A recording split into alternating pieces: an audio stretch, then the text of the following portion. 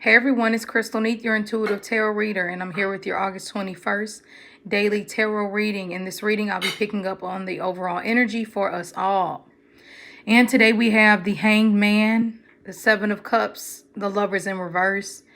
As I was shuffling, this energy felt more like a relationship reading for somebody out there. I know at least for a couple of you all, this will definitely be a relationship reading. Now I also pulled a relationship card that I will look at and read to you all in a second. But still in all, the overall energy, the first card out being the Hanged Man, is about Pisces, spiritual, deep energy. Okay, the Hanged Man is basically saying not to beat yourself up for something that you've done wrong in life. We've all made mistakes. We've all done things that we're not proud of. The Hanged Man was ultimately this person who was outcasted a bit from society, and by being this outcast individual, he was murdered. I know that sounds so dramatic, but he was. The Hanged Man is all about the sacrifice, letting go, not beating yourself up over a felony that you have from a long time ago, or a misdemeanor, or something that you did when you were younger that you regret.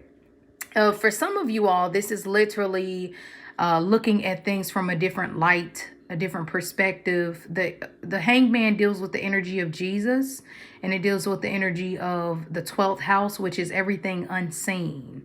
So it lets me know that today has a very spiritual undertone. So listen to your emotions and not your mind that makes you overthink a situation. Okay, a lot of you all will be letting go. Ultimately, like I said, this is the energy of Jesus, of Pisces. So it's the energy of letting go, sacrifice, and things like that. So what I like about this is it's Neptune energy or Pisces energy. So it helps us with anything spiritual and intuitive today. But at the same time, it can cause you to have a very imaginative, which is great, but it's a thin line between imagination and psyching yourself out for something that's not going to happen. And this can be hard because life a lot of the times will put us in situations to where it's like, well, why did I hold on to that relationship so long? Or why did I stay at that job ultimately for 13 years if it wasn't going to be the be all tell all? But it was a spiritual experience. You had to. Sometimes when we leave a situation too quickly, we don't get the full answers. And then we go back and we beat ourselves up in life and say, oh, I should have, wish I would have, could have, should have done this. Or, he was the one that got away, or that was the job I should have, stayed with. And then you eventually see that, no, it's actually a self-reflective moment for you of looking into your spirit and your soul. How much do you love yourself? Ultimately, are you speaking your truth? The energy of Jesus, the story of Jesus, I love because it's all about this rebel, this person who didn't listen to what society said. He followed his guidance and spoke his own truth, whether people believed it or not. Ultimately, like they say, if you stand for nothing, you'll fall for anything. And so it's the energy of sacrifice and seeing things through in a very selfless way, but getting the ultimate reward of enlightenment. For some of you all, you will seriously be letting go of a relationship today. Like you will break up, let it go. I'm done. I need to move forward for my own spiritual purposes. I can't help it if you don't want to listen. It's like if people don't want to listen, if they want to stay in that miserable place of being in the dark, then that's on them. It's only so much that you can do. The Seven of Cups is next up. This energy, it gives me so much Pisces energy. And I love Pisces energy because it's so much of, being the humanitarian in the most selfless way. But you have to be smart about it, okay? We want to help animals and we want to give to the poor, but we can't give so much that we are left with nothing. And whether that's relationship-wise or just to the world. The Seven of Cups is a card of dreams and imagination. Don't play around with this energy, you all. You can really come up with some great ideas Okay, write them down and find a logical way to make them happen. But for some of you all, this is a relationship that, I mean, they sold you a dream, and unfortunately you bought it. And sometimes people don't realize what they're doing. Some people don't realize that, you know, the love was there, you all. So I'm not trying to make you feel like whatever relationship is coming to mind, the love wasn't real. Oh no, the love was real. But if that person is under an illusion and can't see it, what good is it? Okay, Whitney Houston was an amazing singer, but her getting on drugs, ultimately illusions, deception, escapisms are all about the Seven of Cups. Even if the voice was there, by psyching yourself out into something that is not reality can ruin everything.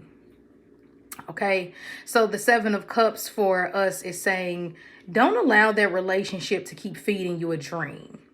Even though the love is so much there and the potential is there, potential is just like, I'm not going to say what I want to. Everybody has one, okay?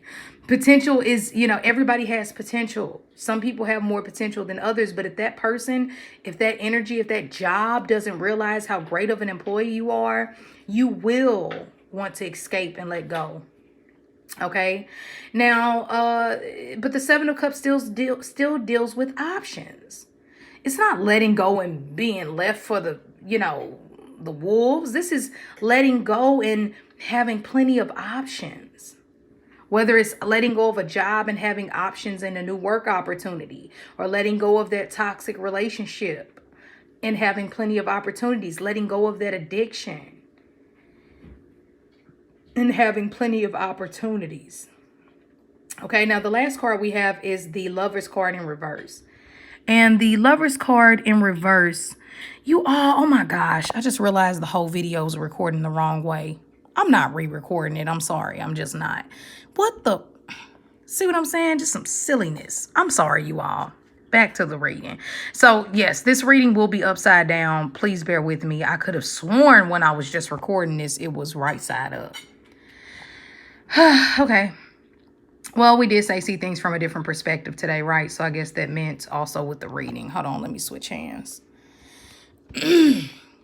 Okay, so the last card we have is the Lovers in reverse. And this is a breakup. That's it.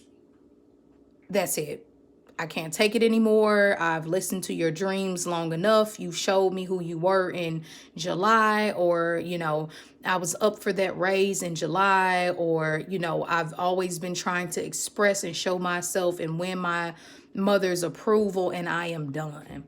It's like I have to love myself enough to not put myself in these situations that are just a dream without the meat and the consistency to make it happen. And the Lover's card is letting go. And it's so hard. You know, it's so hard to let go of real love. It's so hard to let go of something that felt like it was everything. But ultimately, if it's for your spiritual better, if it's going to help enlighten you in some way and bring you closer to your relationship between you and God, you and your higher self, it's worth it. Okay. Now, the overall, now this can also be, you know, letting go of one thing that you love to embrace something new. Okay. Now, the next card we have is Unrequited Love, because I felt that this was a love reading for a few of you. And it says there's not enough chemistry or attraction to keep this relationship going. So let's read this card. Let's see, what page is it on? 91.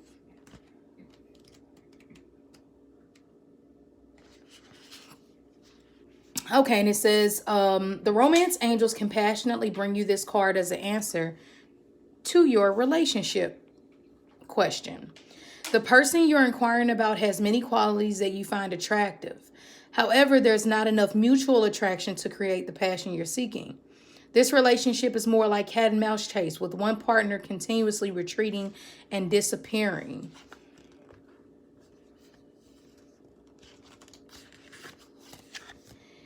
Neither person enjoys this imbalance, and lack of chemistry is the reason. You both share genuine love, which in itself can be a foundation for a long term relationship.